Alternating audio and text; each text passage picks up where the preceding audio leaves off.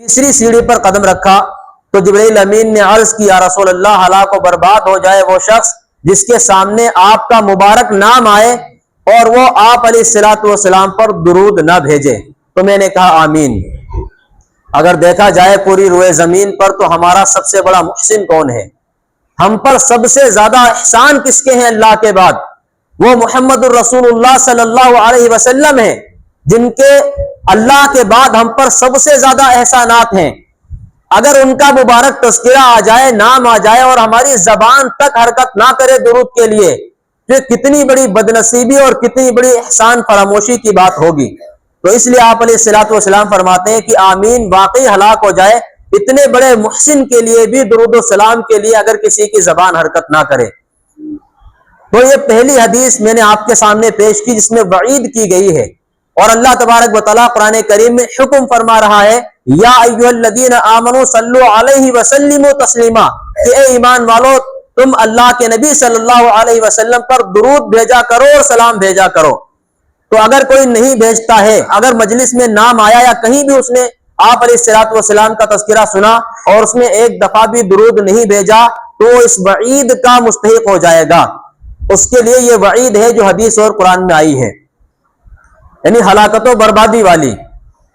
اب بہت سی احادیث میں اس کی فضیلت آئی ہے، درود شریف ہم پڑھتے ہیں، بہت سی احادیث اس سلسلے میں ہے۔ حضرت عمار بن یاسر رضی اللہ تعالیٰ عنہ ارشاد فرماتے ہیں کہ نبی کریم صلی اللہ علیہ وسلم نے ارشاد فرمایا کہ ایک فرشتے کو اللہ تبارک و تعالیٰ نے خاص طور پر نبی کریم صلی اللہ علیہ وسلم کی قبر مبارک پر متعین کر رکھا ہے۔ جس فرشتے کو رب کائنات نے یہ قدرت دی ہے کہ وہ تمام مخلوق کا علم رکھتا ہے اور تمام مخلوق کی باتوں کو سننے پر قادر ہے، اتنا بڑا علم اور اتنی بڑی قدرت اللہ تعالیٰ نے اسے دی ہوئی ہے۔ جب بھی روئے زمین پر کہیں درود پڑھا جاتا ہے نبی کریم صلی اللہ علیہ وسلم پر، تو آپ علیہ الصلوۃ والسلام بیان فرماتے ہیں کہ وہ فرشتہ اس درود کو سنتا ہے اور اس درود پڑھنے والے کے نام کو، اس کے والد کے نام کو اور اس کے دادا کے نام کو مجھ تک پہنچاتا ہے کہ فلاں ابن فلاں نے آپ پر یہ درود بھیجا ہے، باضابطہ وہ نام پہنچایا جاتا ہے۔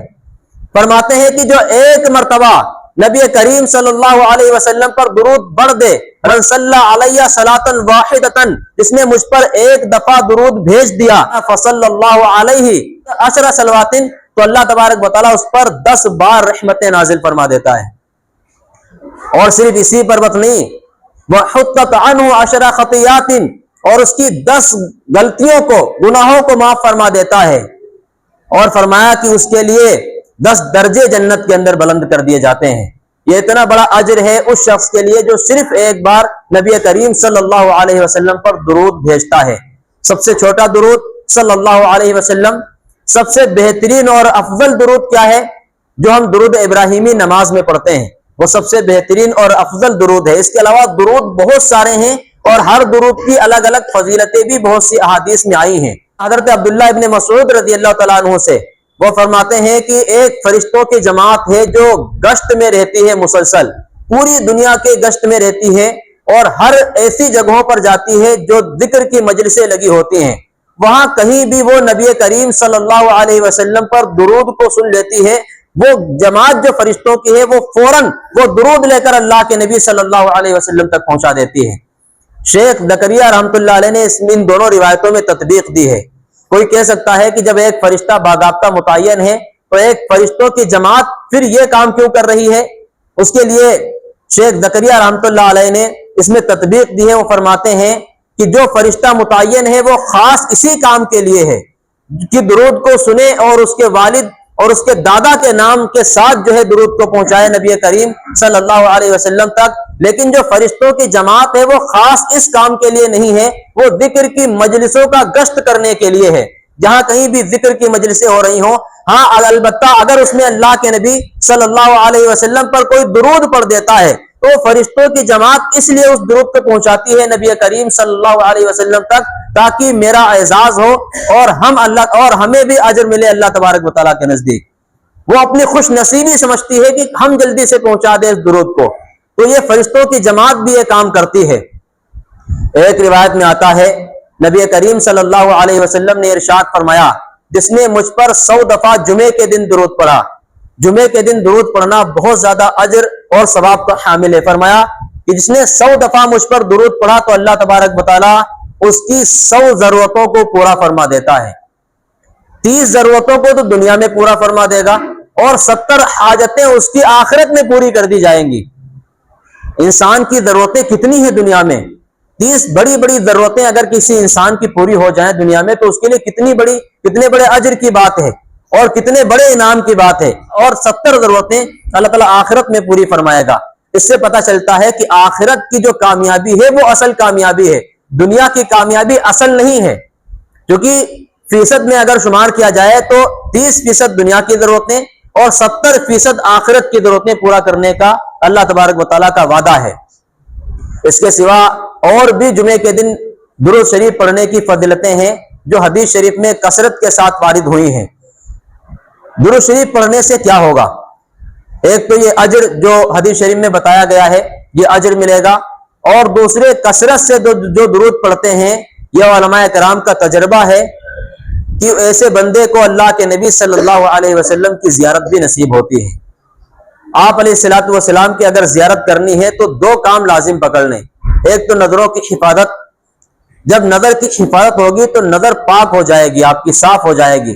اب یہ نظر نبی کریم صلی اللہ علیہ وسلم کو دیکھنے کے قابل ہو سکے گی. بھائی گناہگار نظر میں، گندی نظر میں نبی کریم صلی اللہ علیہ وسلم کا چہرے انور نہیں آ سکتا. جو نظر پاکیزہ ہوگی اسی نظر میں نبی کریم صلی اللہ علیہ وسلم آ سکتے ہیں. تو سب سے پہلے تو نظروں کی حفاظت لازم اور ضروری ہے. پھر اس کے بعد کثرت درود. اگر درود کثرت سے پڑھیں گے تو انشاءاللہ آپ علیہ الصلوۃ والسلام کی زیارت جو ہے خواب میں نصیب ہوگی. یہ بالکل آپ ایسے سمجھ لیں کہ پہلے آپ کوئی بھی کسی شخص کو بیماری ہو، مثال کے طور پر کسی کو شراب پینے کی وجہ سے بیماری ہو گئی. شراب تو ویسے حرام ہے، نہیں پینی چاہیے، لیکن کسی کو نشہ یا شراب پینے کی وجہ سے کوئی بیماری ہو گئی، اب وہ اس کا علاج چاہتا ہے تو پہلے تو اس کے لیے لازم اور ضروری یہ ہے کہ وہ شراب چھوڑے اور نشہ چھوڑے جس کی وجہ سے وہ بیماری بڑھ رہی ہے. پہلے وہ کام چھوڑے پھر اس کے بعد علاج کرائے گا تو امید ہے کہ ہاں اس کو اللہ تعالیٰ شفا دے گا. لیکن وہ ایک طرف زہر کھاتا رہے دوسری طرف دوا کھاتا رہے تو اس کو کوئی فائدہ نہیں ہوگا، نقصان اور بھی زیادہ اس کا بڑھتا رہے گا. اسی طرح اگر کسی کو بد نظری کی بیماری ہے تو پہلے یہ بیماری چھوڑے، اپنی نظر کو پاک صاف کرے. ایک عالم دین نے، ایک بزرگ نے، وقت کے ایک بہت بڑے ولی نے ایک بہت خوبصورت بات کہی کہ لوگ کہتے ہیں کہ اس زمانے میں ولی بننا بڑا مشکل کام ہے. وہ فرماتے ہیں کہ اس زمانے میں، اس پرفتن دور میں، بے حیائی اور بے شرمی کے زمانے میں ولی بننا اور بھی زیادہ آسان ہو گیا ہے. پوچھا کیسے؟ کہا کہ اگر کوئی شخص بازار میں جا رہا ہو، اس کی نظر کسی غیر محرم پہ پڑ گئی، فوراً نظر ہٹا لے. اور ایک شعر پڑھا کرتے ہیں اولیاء کرام خاص طور پر، وہ کیا ہے؟ نہ دیکھیں گے نہ دیکھیں گے ان کو ہرگز نہ دیکھیں گے کہ جن کے دیکھنے سے رب میرا ناراض ہوتا ہے. جو مجھے پال رہا ہے، جو مجھے کھلا رہا ہے، جو میری پرورش کرنے والا ہے، جو رب العالمین ہے، میں اسے ناراض کر دوں ان بے حیاؤں اور بے شرم لوگوں کی وجہ سے؟ تو یہ شعر فرماتے ہیں پڑھ لے اور اپنی نظر کی حفاظت کر لے. شعر پڑھنا ضروری نہیں ہے، یہ اس لیے تاکہ آپ کو اور زیادہ حوصلہ مل جائے اور آپ کو پتہ چل جائے کہ اگر میں نے بد نظری کی تو میں نافرمانی رب العالمین کی کر رہا ہوں. اگر نظر جھکا لے، فرمایا وقت کا ولی بن جائے گا وہ شخص. اس دور میں اگر کوئی صرف نظروں کی حفاظت کر لے، ہمارے استاد محترم حضرت مولانا مفتی سلمان صاحب منصور پوری بھی درس کے دوران ایک بار یہ بات بیان فرما رہے تھے کہ اس دور میں اگر کوئی شخص نظروں کی حفاظت صرف کر لے، آدھے ولی کی ضمانت میں دیتا ہوں کہ آدھا ولی ایسے ہی بن جائے گا اور باقی کا آدھا ولی وہ اعمال سے بن جائے گا، فرائض کی پابندی اور اعمال صالحہ سے بن جائے گا اور گناہوں سے بچ کر. کتنی بڑی بات ہے یہ. آج کے دور میں ولی بننا کوئی مشکل کام نہیں ہے. نظروں کی حفاظت اگر کر لیں، آپ کا موبائل فون ہے، اس سے نظروں کی حفاظت کرنا بہت زیادہ مشکل ہے. علماء کرام ہی بیان فرماتے ہیں کہ موبائل فون میں اگر آپ نظروں کی حفاظت کرنا چاہتے ہیں بہت آسان طریقہ ہے. موبائل فون کو ضرورت کے بغیر استعمال ہی نہ کریں، سب سے بہترین طریقہ ہے. اور اگر آپ نے ضرورت کے بغیر استعمال کیا، بلا وجہ کی ریلز دیکھ رہے ہیں یا بلا وجہ کی ویڈیوز آپ دیکھ رہے ہیں، ناممکن ہے کہ آپ نظروں کی حفاظت کر لیں، تو اس میں بے حیائی بے شرمی ہوتی ہی ہے. اگر آپ ضرورت کے وقت استعمال کریں اور خدا نخواستہ کسی غیر محرم کی تصویر آ جائے، آپ فوراً اپنی نظریں ہٹا لیں. تو آپ جو ہے نظر کی حفاظت کرنے والے ہی شمار کیے جائیں گے۔ ایک نظر کسی پر پڑے آپ فوراً ہٹا لیں، آپ کی توبہ نہیں ٹوٹے گی، آپ کی توبہ برقرار رہے گی۔ ہاں اگر پھر آپ نے دوبارہ جان بوجھ کر دیکھا تو یہ آنکھوں کے زنا میں شمار ہوگا۔ یہ سمجھ لو کہ آپ نے آنکھ کا زنا کیا، کیونکہ آنکھوں کے ذریعے سے آپ نے ایک لذت حاصل کی۔ آپ کسی عورت کی بات سن رہے ہیں اور اس لیے سن رہے ہیں، اس کی آواز سن رہے ہیں کہ آپ کو اچھی لگ رہی ہے، تو یہ کان کے زنا میں شمار ہوگا۔ تو آنکھوں کی حفاظت کرنا کوئی مشکل کام نہیں ہے، بس عزم چاہیے اور قوت چاہیے، اور یہ سوچ لیں کہ میں رب العالمین کی نافرمانی کر رہا ہوں اگر میں کسی غیر محرم پر نظر ڈالوں گا تو وقت کے ولی بن جائیں گے انشاءاللہ۔ بات یہ ہو رہی تھی کہ ایک تو آنکھوں کی حفاظت، سب سے پہلے آنکھوں کی حفاظت کریں اور پھر کثرت کے ساتھ درود شریف پڑھیں گے انشاءاللہ، تو امید ہے کہ اللہ تبارک و تعالی نبی کریم صلی اللہ علیہ وسلم کا دیدار نصیب فرمائے گا، کیونکہ بہت سے علماء کرام اس واقعے کو بیان کرتے ہیں کہ ہم نے آنکھوں کی حفاظت کی اور کثرت کے ساتھ درود پڑھا تو ہمیں آپ علیہ الصلوۃ والسلام کی زیارت نصیب ہوئی۔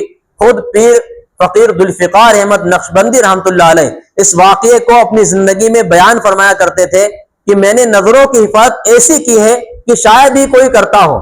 یہ الفاظ میرے ہیں، انہوں نے کہا ہے کہ میں نے نظروں کی حفاظت بہت زیادہ کی ہے، یہاں تک کہ میں اتنی نظر جھکا کے چلتا تھا میرے پڑوس سے مرد گزرا ہے یا عورت مجھے یہ بھی پتہ نہیں ہوتا تھا۔ اللہ تبارک و تعالیٰ نے ان کو کتنا بڑا انعام دیا، فرماتے ہیں 20 سال کی عمر میں 20 مرتبہ سے زائد ان کو اللہ کے نبی صلی اللہ علیہ وسلم کا دیدار ہو چکا تھا۔ اور جب عمر 30 سال ہوئی تو علماء کرام لکھتے ہیں کہ 100 مرتبہ سے زیادہ ان کو اللہ کے نبی کا دیدار ہو چکا تھا۔ تو گنہگار آنکھ کیوں دیکھے گی اللہ کے نبی کو؟ جس آنکھ میں حیا آ گئی، جس آنکھ میں تقوی کا نور آ گیا، اور جس آنکھ کو آپ نے بدنظری سے بچا کر پاک صاف کر لیا، پھر اس آنکھ میں نبی کریم صلی اللہ علیہ وسلم کا دیدار آ سکتا ہے۔ تو اس لیے درود کثرت کے ساتھ پڑھنا یہ آپ علیہ الصلوۃ والسلام کے دیدار کی بھی بہت بڑی دلیل ہے اور علامت ہے۔ اور ایک حدیث شریف میں آتا ہے، ضعیف ہے اس میں ایک راوی، لیکن میں فضائل کے باب میں اس کو بیان کر دیتا ہوں۔ اگر کوئی شخص عمل کر لے اللہ سے ثواب کی امید رکھتے ہوئے تو امید ہے کہ رب کائنات اس کو اجر عطا فرما دے گا۔ وہ حدیث کیا ہے؟ فرمایا کہ اگر کوئی شخص صرف ایک بار جزا اللہ عنا محمدا ما هو آلو، یہ بھی درود ہے آپ علیہ الصلوۃ والسلام کے لیے، جو بھی دعائیہ کلمات ہیں وہ درود اور سلام میں شامل ہوتے ہیں، یہ بھی ایک طرح کا درود ہے جو شخص ایک بار، یہاں پہ لکھا ہوا بھی ہے، یہ لکھا ہوا ایک بار اگر کوئی شخص پڑھ لے تو 70 فرشتے اس کے لیے کئی 100 سال تک اجر لکھتے رہیں گے، لکھتے لکھتے تھک جائیں گے لیکن اس کی نیکیاں ختم نہیں ہوں گی۔ یہ حدیث شریف ہے لیکن ضعیف ہے، آپ ثواب کی امت سے پڑھ سکتے ہیں۔ صرف ایک بار اگر کوئی پڑھ لے جزا اللہ عنا محمدا ما هو اہل، ایک دفعہ کہہ لیں سبھی حضرات، جزا اللہ عنا محمدا ما هو اہل۔ اور ایک آخری حدیث سنا کر اپنی بات مکمل کرتا ہوں۔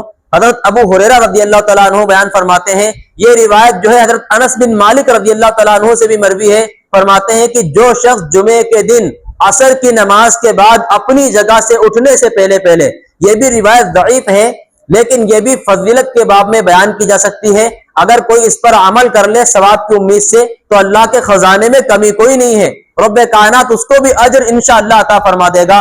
وہ روایت کیا ہے کہ اگر کوئی شخص جمعے کے دن عصر کی نماز کے بعد اپنی جگہ سے اٹھنے سے پہلے 80 دفعہ یہ درود پڑھ لے، اللہم صلی علی محمد النبی الامی وعلی آلہ وسلم تسلیما، تو اس کے لیے 80 سال کی عبادت کا ثواب لکھا جائے گا اور 80 سال کے گناہ معاف کر دیے جائیں گے۔ اللہ تبارک و تعالیٰ کے ہاں اتنا بڑا ثواب ہے اس کا، 80 دفعہ اس درود کو پڑھا جائے، کتنا بڑا اجر ہو گیا، 80 سال کی عبادت کا ثواب اور اس کے لیے 80 سال کے گناہ معاف کر دیے جائیں گے۔ اچھا، جو یہ عبادت کا ثواب لکھا جائے گا یہ نفلی عبادت کا ہوگا، کوئی یہ نہ سمجھے کہ 80 سال کی میری نمازیں بھی معاف ہو جائیں گی، فرائض کی پابندی کرنی ہوگی، یہ نفلی عبادت کا ثواب لکھا جائے گا، اور جو اس کے گناہ معاف ہوں گے 80 سال کے وہ صغیرہ گناہ معاف ہوں گے، کبیرہ گناہ کے لیے توبہ شرط ہے، بغیر توبہ کے کبیرہ گناہ معاف نہیں ہوتا۔ اس لیے اس درود کو بھی پڑھ لیں، بہت سے حضرات ہیں 5-6 منٹ لگتے ہیں اس میں، یا 10 منٹ بہت زیادہ حد ہے، ایک دم سلام پھیرتے ہی لوگ چلے جاتے ہیں۔ اگر اس کو ایک دفعہ بھی آپ پڑھ لیں گے انشاءاللہ تو کتنا بڑا اجر ہے، اور اگر آپ ہر جمعے کو پڑھ لیں تو بہت زیادہ اجر ہے۔ اور جو میں نے ایک روایت آپ کے سامنے پیش کی تھی کہ 100 دفعہ اگر آپ نے جمعے کے دن درود شریف پڑھ لیا، آپ تسبیح لے کر بیٹھ جائیں، ایک تسبیح میں 100 دانے ہوتے ہیں، ایک تسبیح مکمل پڑھ لیں درود شریف کی، درود ابراہیمی کی پڑھ لیں، سب سے بہتر ہے۔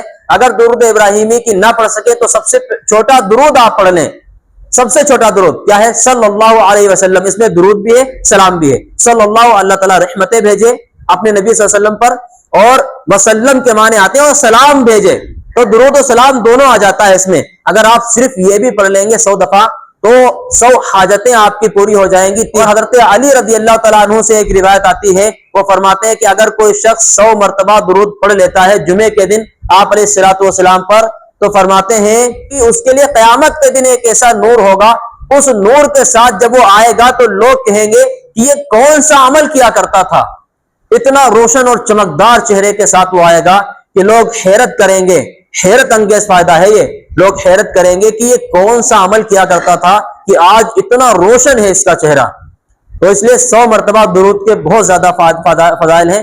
آج جمعے کا دن ہے، اس پر عمل کر لیں، اور عصر کے بعد کی جو درود ہے وہ 80 دفعہ پڑھ لیں تو انشاءاللہ بہت زیادہ اجر و ثواب ہوگا۔ اللہ تعالیٰ مجھے بھی اور ہم سبھی کو اپنے آقا محمد الرسول اللہ صلی اللہ علیہ وسلم پر کثرت کے ساتھ درود و سلام بھیجنے کی توفیق عطا فرمائے۔ سنت ادا